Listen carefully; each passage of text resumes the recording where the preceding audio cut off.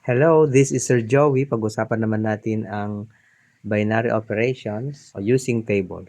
Given the set S containing A, B, C, and D with binary operation star and phi defined in the tables. Find the following: B star, C star D. So, unahin muna natin yung C star D. Dito tayo sa star, C star D. Ang sagot ay D. So, isolve natin B star D kasi ang C star D ay D. So, B star D, dito pa rin sa star, B star D ay A. So, ang sagot ay A. Number 2, D phi B. Dito tayo sa phi. D phi B ay A. D phi B ay A. So, pag nakuha na natin yung sagot doon, yung A star C. So, A star C. So, ang sagot ay A. So, ang sagot dito, number 2 ay A.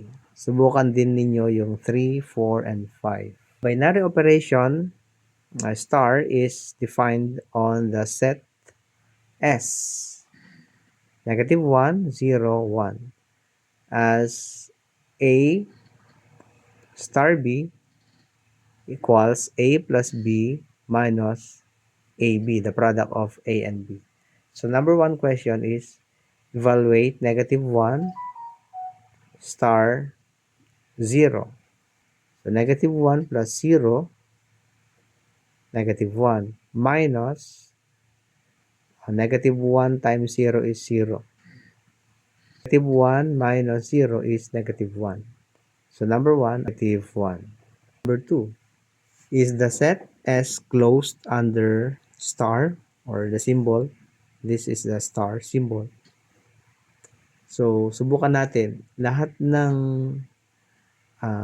elements, negative 1, 0, and 1, kapag pinerform natin, ang sagot ay matatagpuan pa rin dito sa set S.